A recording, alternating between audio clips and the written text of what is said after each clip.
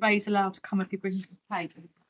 Right. Yeah, he's got a bakery up the road now, hasn't he? Does he have? I think it's written into our terms of reference. That, you know, any member that has a bakery has to bring cakes to meeting. Yeah. Make sure it's in there, section 3, I think. Yeah, added to the new constitution. Just have a word with the chair of all. Well, you've got a brewery, so that's even better. Yeah. Yeah. We will begin. Thank you all for attending. I appreciate it. As every meeting, your attendance here and helping us, supporting us, be the best for the harbours, for the community and for the authority. We are free. We'll get started. We believe that at least one other member is coming. Today, Councillor James Evans is in place of Councillor Laura P.C. Wilcox. Andrew is here. So we'll press on. Apologies and changes in. Well, there we are. No. Super sub. We've had apologies from Councillor P.C. Wilcox and Councillor That's noted. Thank you. And the change in membership, it's not a change in membership, but for today it's a change in membership. The minutes we have, if you have them, members, have you got the minutes? Have you looked at them? Is there anything on them? Any actions? I think we should rescind the vice chair. Place to be dead. No, they're correct. I'd move that they are correct. So to confirm, here we go. All right, happy New Year, mate. Yeah. I think there we go. We've only just started. We're just approving the minutes.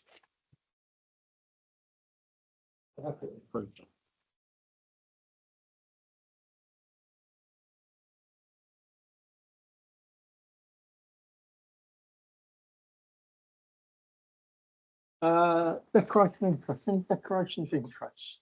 Well, just non-pecuniary. I'm the local member for one half, for the better half of the harbour. Okay. What harbour that is. Equally, I'm definitely a member for the better half of the harbour. Well, if we're all declaring that interest, mine's the better third half. You come down the harbour, you're. Back out key. For example, That little bit. Vestas is in my ward. So, Oh, yeah, okay, so yeah. lately runs up my. Public question time. Do we have any public questions? There are no members of the public. We'll press on.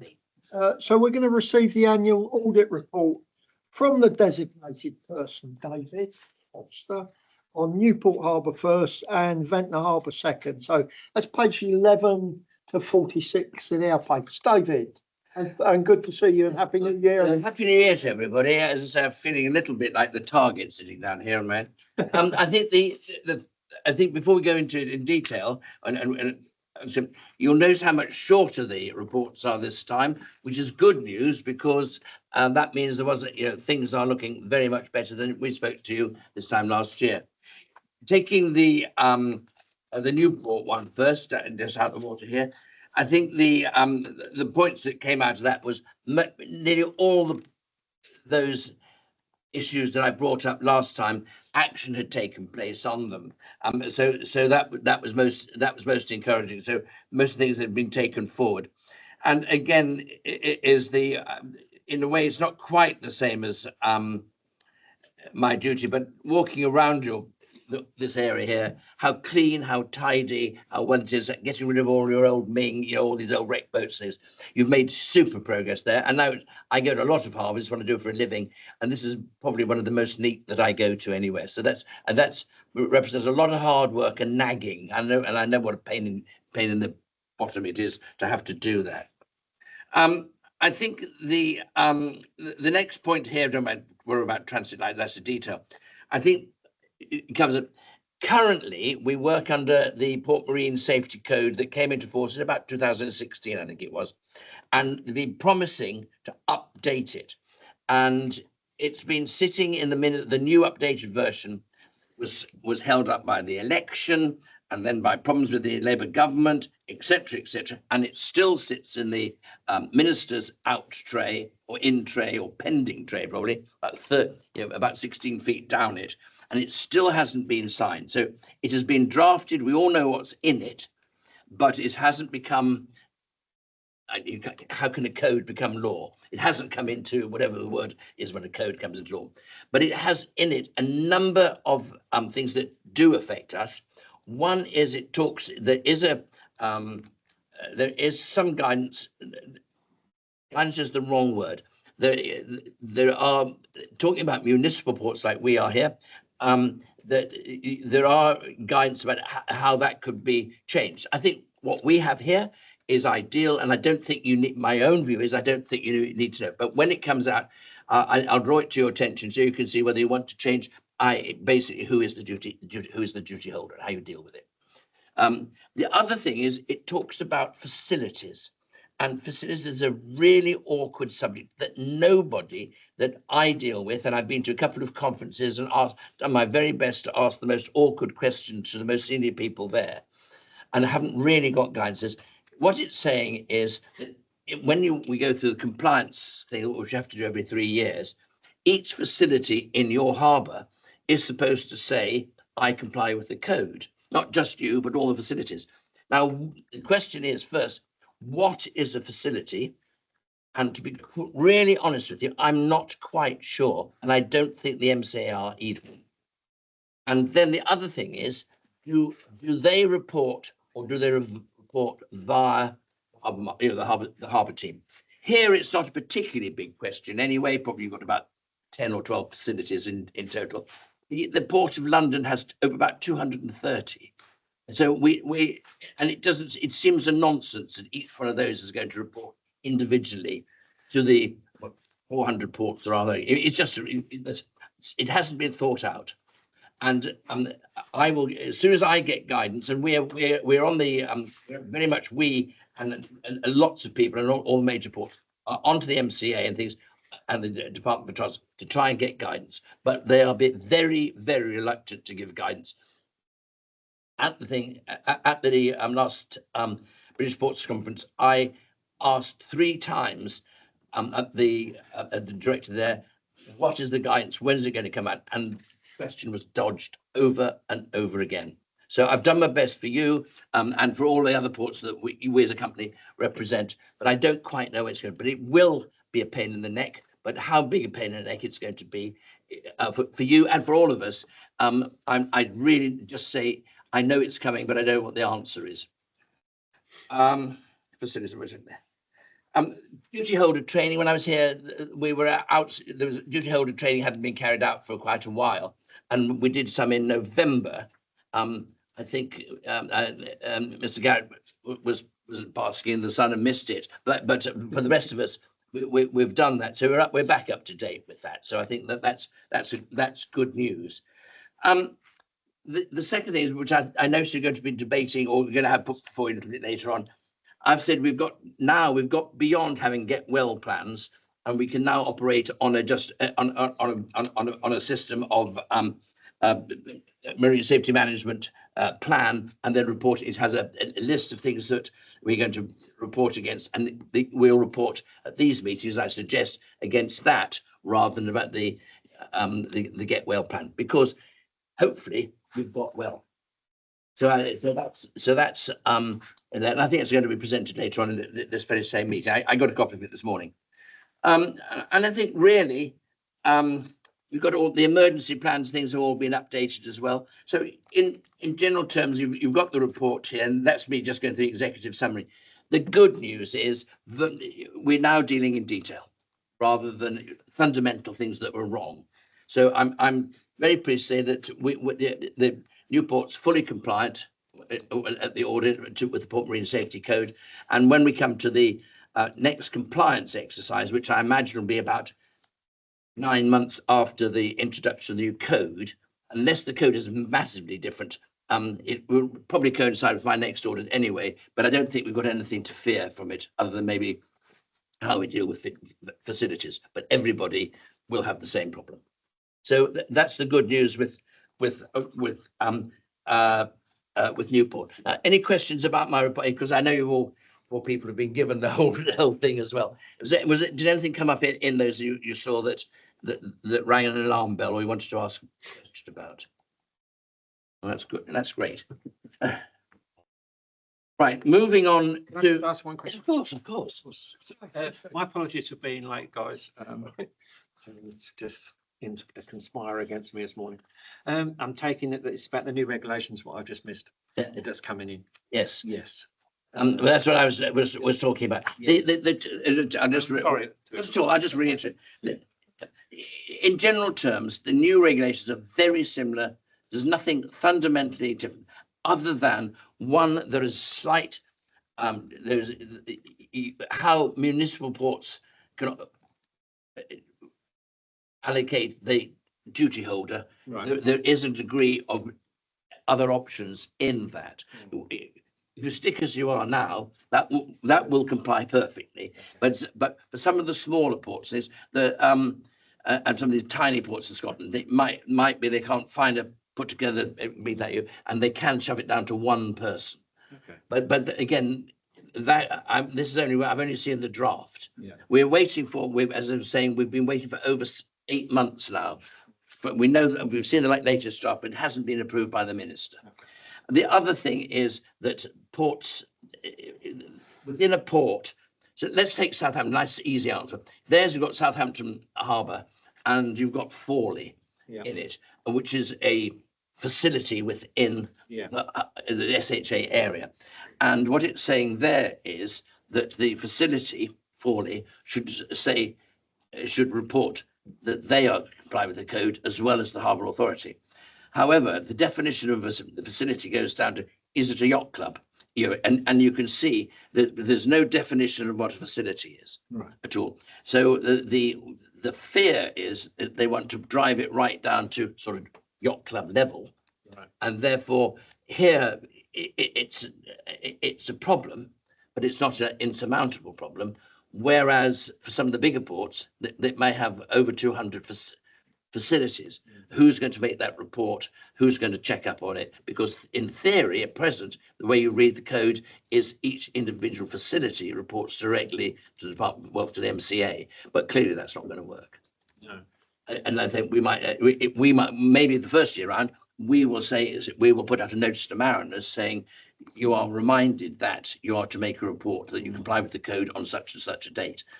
But I think they'll get such poor, and this is now going into conjecture, I think they're going to have be such a poor take up that next time they'll say to the Port Authority, you go and collect it all and let us know if everybody in your parish complies. Okay. So that's where we are at. Quite hard for the smaller yacht clubs that run their own. Oh, it's hard for all sorts of people. Yeah. And if you've got, is it a riparian landowner? We don't know, and we've asked for guidance. Okay. Thank you for that. But here it's quite frankly, here your problem is a headache. Yeah. For some people, it needs brain surgery. It's a much more awkward question.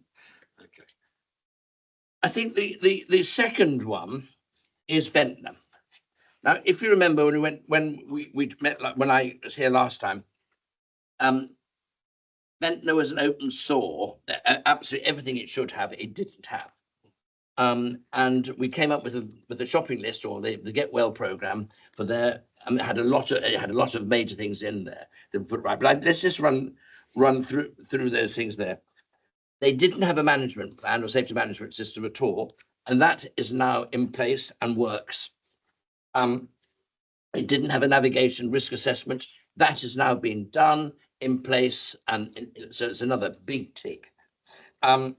It didn't have emergency plans. They're in place. We've combined the marine safety management plan with one for Newport. So we've just got one then, which is going to be put before you later on in this meeting, which again covers that, and it has got a couple of Ventnor Pacific items in it. We've put in a waste management plan in for it. And the other thing was, which I find quite extraordinary, we had got a hydrographic survey done on it. And when we all looked through the papers, I don't think anybody, they built it, never did a navigation never did a navigation plan after a navigation survey afterwards. Anyway, all those done. Those are 4 or 5 big items. They've cost you a bit of money, a little bit for us, but a little bit for the survey companies. But we've now got all those major boxes ticked. So I think that's, to me, you also put in your management company. What's it called? The Ventnor Haven Management Company, and they, from as far as I'm seeing, from the reports I see, are chipping away at it nicely, and they're properly on top of it. Going back to the survey, wasn't that done by Southern Water? Yeah. We found no It's all problem. about navigation. Navigation ones. So it's It's the hydrographic survey. But when Southern Water put in the pumps, I remember this Geisha was in charge of it. He had a lot of aggravation from certain people in Ventnor. And I remember a conversation about that sort of thing happening, because it was the actual marina, if you can call it marina, was supposed to be bigger, and it got reduced and reduced, did it not? Yeah. It did. There are planning surveys, I believe, so before it was built and working out the rock and how much they need to construct them. We just couldn't see a survey after it was completed for the navigational area around it, so then you knew where the bumps were and where then. So that's, you know, people that use it know it historically, but we couldn't actually find it on a chart anyway. Okay. It's got to be. It's no good having a survey if nobody knows where it is, and you can't. It's quite difficult to. We've got a survey. We're not going to tell you what where it's deep and where it's shallow. It doesn't help very much. Yeah. So now we're in a position that we, with our duties of our conservancy duties, which you hold, is to make sure that we are presenting to the user of the harbour there's now a proper navigational chart available to them, And quite honestly, all the other things you can see on the back there are detail.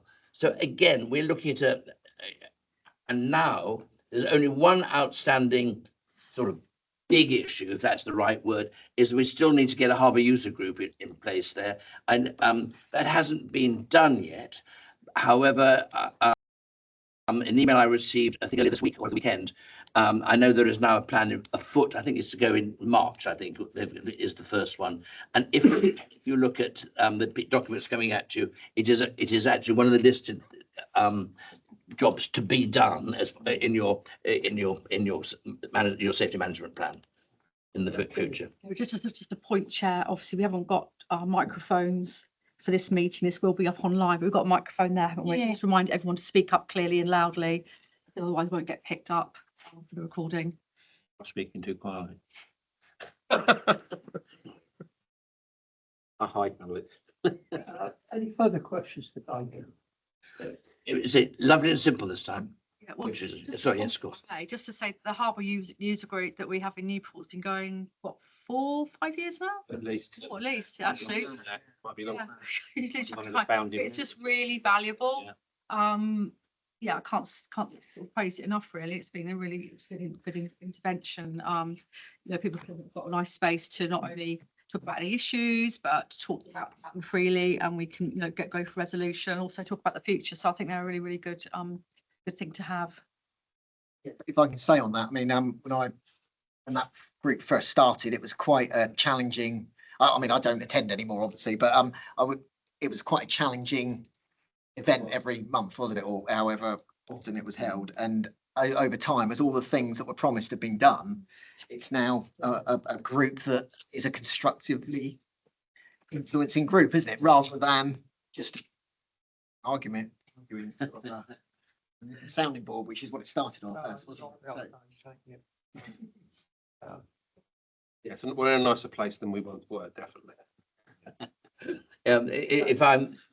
Maybe I was working in London, and when the Port Marine Safety Code came in, and we started to do our first meetings, and one of our first user groups, we were getting about 70 or 80 people turning up, and we had a fight break out in the back, and we had to get the police in to clear it. So, and they became exactly things I quite look forward to chairing.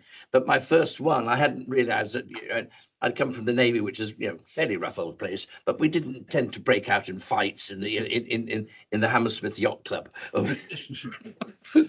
Hammersmith, West London. Yeah, I was at a posh end. The squeak of Gucci shoes. Oh, no, they're, Hammersmith and Chelsea. oh, they're easy. The posh fight. It's a posh fight, these are rowers. Anyway, that's all I've got to say. And it's a pleasure because there's been a heck of a lot of work. I mean, it's not me, heck of a lot of work's been done here to go from where we were to where we are now. It's just the thing is now to keep it there. Anyone want to add, any of you? It's good news, isn't it? I mean, it is good news. Yeah, it is good news. Long may it continue. Thank you all for all the work and efforts you've all put in. It's been a journey, as Matt said, from those early days. So thank you. There've been no questions. Let's move on to the finance report for Newport Harbour. Who's doing that, Lawrence or Alex? I'm doing it, I think. It's a standard item on the agenda. It has been and is still relatively straightforward. We're in a relatively good position with both. The overall forecast for the expenditure for Newport Harbour, £725 underspend currently, and the income is estimated £15,000 to the 15,000 to the good, meaning the net position is nearly 16,000 to the good.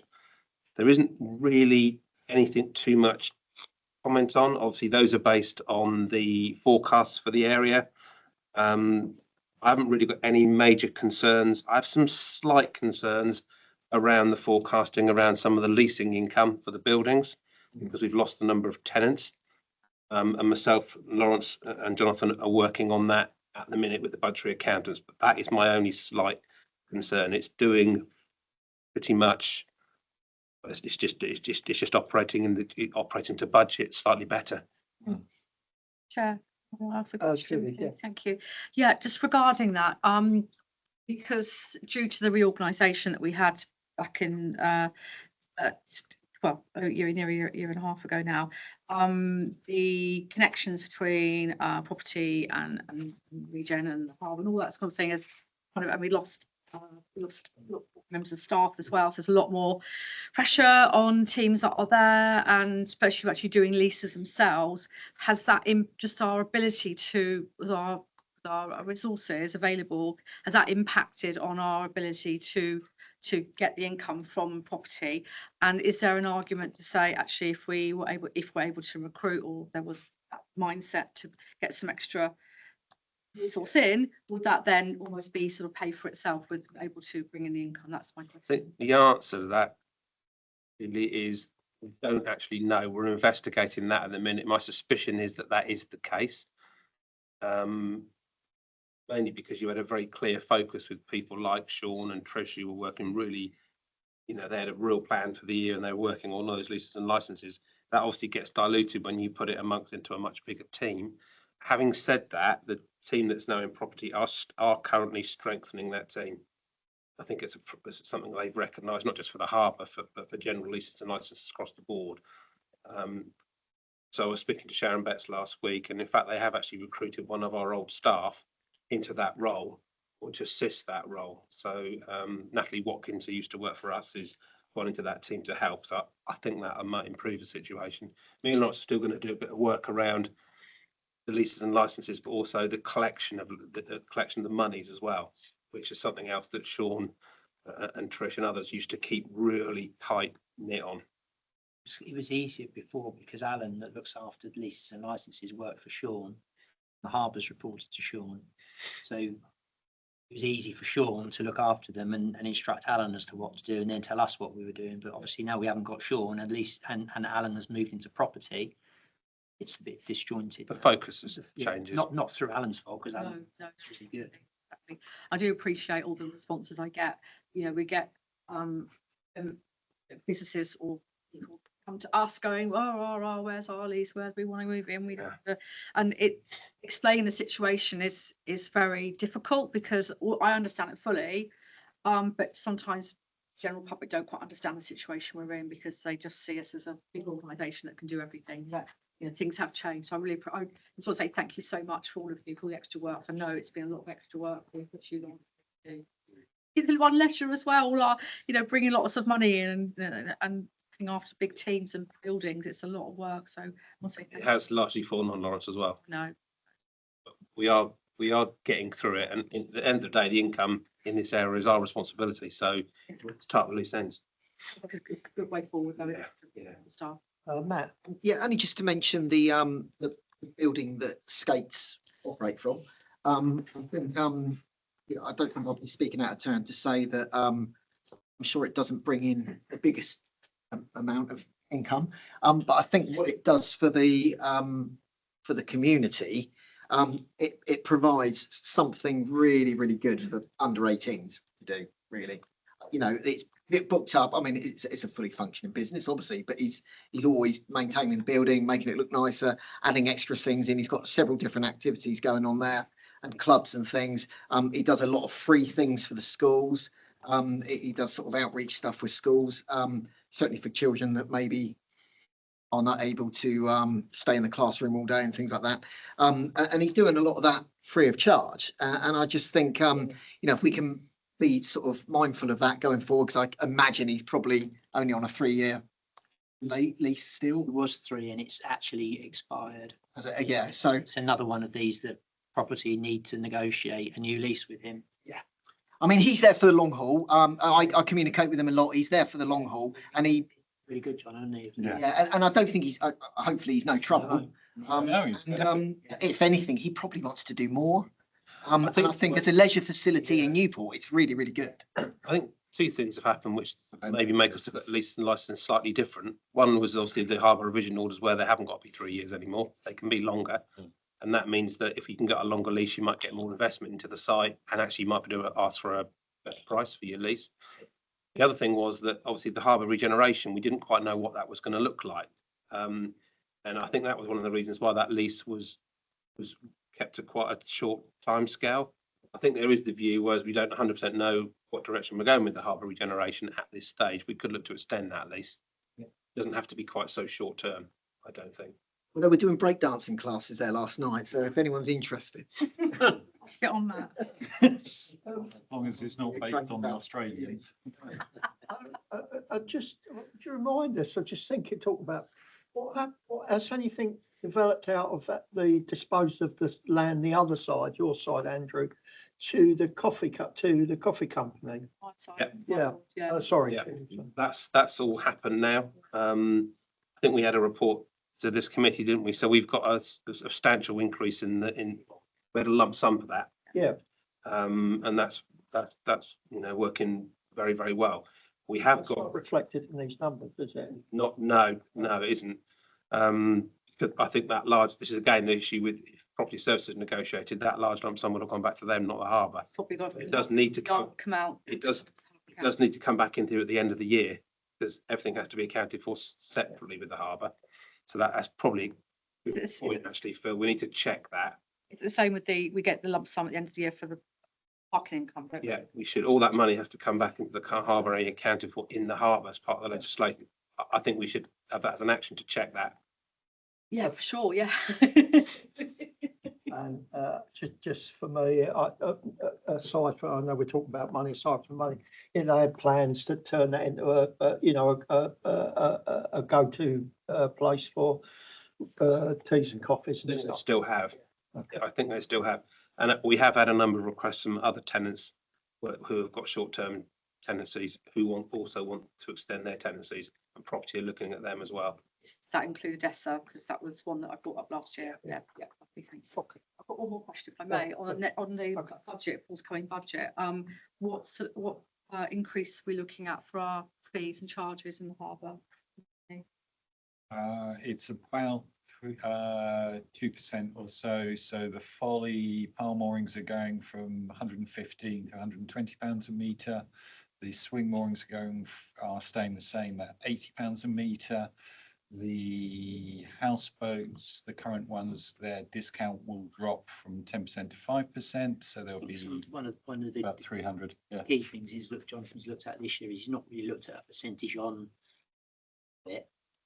Probably looked at where we can get more money. Sure. So you've got a bit of a So some of them have gone up. Taking more of a bespoke aspect. Yeah. Yeah, that's good. That's sensible, isn't it? Visitor pontoons you'd put up a bit. Yeah, so our visitors have gone to from 250 to 275.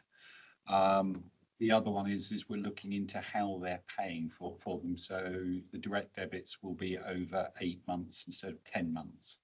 So it will seem more per month, but then they get a break at Christmas. It also gives us a time scale that if there is delay setting up the direct debit at the beginning of the year, we can still get it collected fully by the end of the year. So then we don't have anything rolling over. I think one of the things Jonathan worked out was that people were paying over 12 months. What they were doing is they were cancelling towards the back end of the 12 months. So he's front loaded it that they're paying for it when they're actually going to use it. And then in January, February of the year, they've already paid for it. So if they want to leave, if their boat wants to go, well, they've already, and then he's got a calculation for adjusting it. If you leave your contract early, we're going to charge you this much. So that we don't get them any money back, basically. Yeah, so there's an annual fee and then there's a monthly fee. But what he didn't want to do was go from, we've done it over the last couple of years, didn't want to go from 12 down to 8 straight away. So we phased it over the last couple of years. We've come down to 10 and he's looking to go to 8 next year. That's really good. Thank you. There'll be a little bit more. Ventnor. Okay, Ventnor is a much simpler budget because obviously we have a contract. So you can see the forecasted contract sum there in the income line, and that's still forecasted to come in before the end of the year. There is a minor kind of overspend of £66 on the expenditure. I suppose the only question is around supplies and services. Is obviously that's forecast to be £1,000 over budget. I discussed this with Lawrence before we came into the meeting. That I'm not so sure that's necessarily an overspend. It was the fact that the budget was reduced, but without any discussion about what we needed to do. Yeah. Like, I think David's time, supplies and etc. services and contracted services are probably one and the same. Yeah, We've got the money in the contracted services to cover the management agreement. There's some other costs that David, for example, David's company, we pay them a fee per year to do what he does for us. That's not been reflected in that budget. It's a little bit late. yeah. I think it was an error. It was an accountancy error, really. And as far as when the management agreement came about, I think the view was that we wouldn't have any expenditure at all. But we were always going to have expenditure because we're statutory poor. So, but it's minor. I don't think there's anything of any major concern in there, really. We do get a monthly report from Lakes Fisheries anyway. That's read very well. No real issues with any of that. I don't think there's any particular financial concerns happening in the event there. Any questions? Well, just any more costs that, to finish the get well plan, enough to get us up, get Ventnor up to the same situation where it just looks sense plan anymore. So are going to be. I don't think so. The cost to do a lot of what David asked us to do last year off of his report was time, really. It was just our time. Okay. Admittedly, we paid David's company to do the navigational risk assessment, which was a one-off to pay for, but there's the only costs that are in there. We pay David's for the designated person, and we also pay into a health and safety system. We pay a yearly We anyway. pay anyway, so there's not really, we haven't really got any other costs. There'll be some sort of repeat ones like every sort of 3 to 5 years, like the survey of Yeah, the the decks and hydrographic stuff. surveys. So there'll be still the fixed things that we need to do, but they're going to be a lot smaller. They're more business as usual, just regular, like nothing special. That's to get Ventnor up to any. It's more the time to spend on it rather than any additional cost. That budget's much more settled than it was in the past because obviously we're contracting that out now. We've got a set fee for that seaweed removal as part of the process, so it is a lot better. Thank you. And further questions? We'll move on, Jonathan, to your Newport Harbour report, followed by Ventnor Harbour report. First things first, I'd like to say that we have changed the layout of the report with Lawrence's help. So there's a lot less waffle and a lot more just to the point. So hopefully you like it because it's less reading and a bit clearer. In the last 3 months, it's all been reasonably sort of straightforward. Our numbers have started to drop as the weather's got worse. but nothing spectacular. Sort of up to the end of November, we've done about 1,500 overnight sort of or visitors at Newport. Folly slightly below that at 1,200, which I think for the year is encouraging, and it's brought us back up sort of after COVID and everything else. So it seems nice and strong. Meetings wise and stuff going on down at the harbour. We've already sort of started looking at the festival next year. David kindly visited us for a couple of days to do the audit. We've had meetings with the staff to go through next year's pricing and our plans.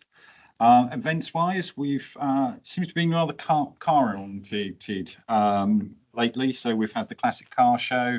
We've been used as a site for the service station for the rally. And we've also run training and incident management for the oil spill course. And we did that linked in with Cowes Harbour. Very well. Elaborating a bit, because it's quite a big one to do. We did a joint oil spill exercise with Cowes Harbour Commission, and involved a sort of a tier 2, which is quite a large scale. So it's quite a good exercise to do in conjunction with Cowes Harbour Commission as well. So the other plus side with that is it helps confirm how we would work together, because usually they do their exercise usually down somewhere near Red Funnel. We do ours somewhere up by the flyover. And this time we decided to do it at the Folly. So an unfortunate boat all went horribly wrong just in our jurisdiction. But due to it, we had to organise how we were going to secure it and then how to transport it down through Cowes to the best place to deal with the incident, which would have been Kingston Harbour, because they can lift it out there. So it's quite good working out it starting in our jurisdiction and our control and how we transfer that over to Cowes's without sort of both of us trying to do everything simultaneously or thinking the other one's going to do it, so we won't bother. So it worked very well. we both use the same tier 2 contractor as well in Adler and Allen, so it was a bit easy to do. Any questions? On overnight short stays, what were the numbers like, up or down last year? They're about the same. That's fine. Yeah. Got a question about the short stays. So obviously it goes down during the winter months. That's obviously understandable. Would you like to have more people come during the winter months? I was thinking, could we talk to, visit Isle of Wight, do a little piece on, sail into the heart of the island, that kind of thing. Or is it actually quite helpful to not have to be so busy so you can catch up with work? So it's nice having the short visitors actually during the winter. We do quite well at attracting them because some of them come all the way from Cowes. That they can use their boats. They come down and go to the bargemen's and then go back home.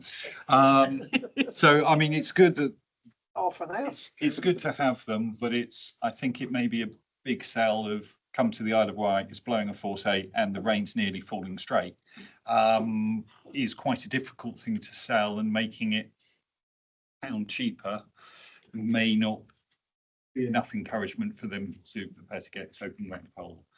So they do a lot of work on the shoulder season and stuff. So, winter season, it's 365 visitor economy these days. So just a thought. I'm always thinking of sales.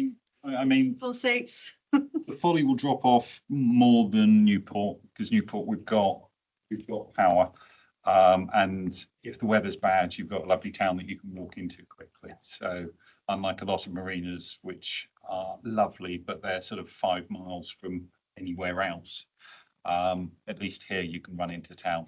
Exactly. Just quickly with regards to the classic car show, which was great to see back in Newport. Did it go well? And is it something we think is coming back again this year? Certain. I've had a quick chat with Paddy, who organises it or helps organise it. I think it may be bigger. They're coming back. Never have enough. And I think he's talking about possibly expanding slightly beyond the harbour because he ran out of space this year. Yeah, it was chocker all the way through, as well as Harbour North, the other side as well. And the feedback he sort of gave, that a lot of the people were happy that we're back in Newport. Because ride's lovely, but sat on the seafront for 2 days with not much to do. It was quite nice being in town, so they could go into. Newport's much Sorry, nicer Phil. anyway. Sorry, Phil. Oh. You're outnumbered here today, mate. No, look. Years I put into Vic, bless him. Yeah. Forget him, right. But I think it worked very well that it was in 2 different locations. And yeah, I think from what Paddy was saying, he's planning to do it again next year. And Up Key Street, he maybe. might need County Hall as well, car park. So we'll see. No, you're gonna upset Mark Downer now, won't we? Yeah. Or see close, I'm not sure. It's much smaller. How about Ventnor, Jonathan? Ventnor has sort of been ticking along. They've done very well with adding their new berthing structures that they've fitted. Are working very well. So they've managed to increase the permanent berths from 5 to 9. Some of that is that they've used a VersaDock. It is a floating platform that that have a V in it that you can drive a boat straight onto. So you can dry store boats in a harbour. But it does mean that he's managed to put them in, which has got another 4 berths. They seem to be working very well. You'll notice that the pumping hours change over the months.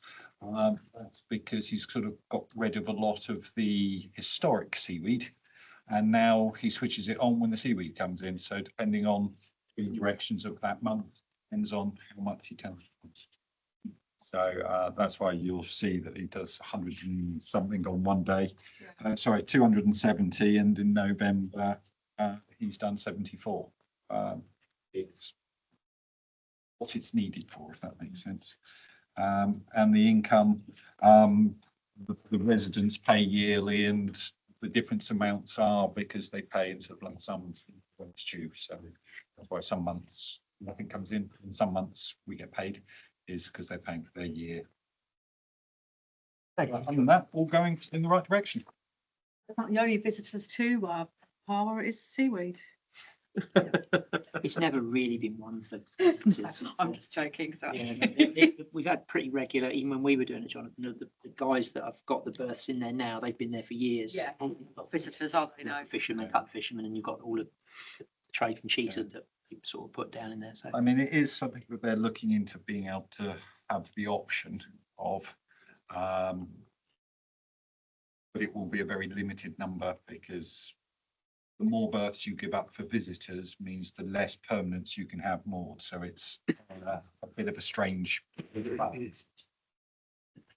But yeah, it's moving in the right direction, which is lovely. Thank you, Justin. Other questions? So that leaves us the Newport and Ventnor safety management plan. Who's doing that?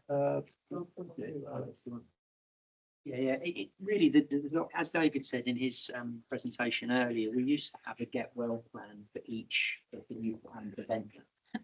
On David's suggestion on his last visit, because as he said that we are now more compliant than we were in the fact that there's not so much to do, he suggested a sort of overarching document that explains what we're going to do with the harbours, but at the bottom of it, we've got now a sort of a job list or objectives of what we want to happen, and we've put some of the day-to-day things on there. But at the bottom, there's one-off bits that we would look to do. So really, it's quite a self-explanatory document. Happy to take any questions on it. That's fine. So This process really, if I'm in chat. Oh, sorry, you've got. No, you've given us. No, it was just, obviously we're here today. I think the decision is that we pass this, we ratify it essentially. What's the role of the Harbours User Group? Have they seen it or have got a meeting next week? I think, haven't we? it's probably something we would just cover with them. We do. It's what Tuesday, is it? We know that the Harbour User Group, we almost always pick up the activities of this group when we meet with them, so we can do that. It was like a post consultation. Yeah. Yeah. And it's a living document, so. Just say the Newport Marine Safety Code, which is the draft I've seen, it places more emphasis on a document like this, but it's always been required. But again, it does make it slightly more clear in the body of the thing that this is how they want to see it. So you as the duty holders know what everyone's trying to achieve the next 3 years, and then you can say how we're doing on line number 6, so you can see progress. So it is exactly in accordance with the new code.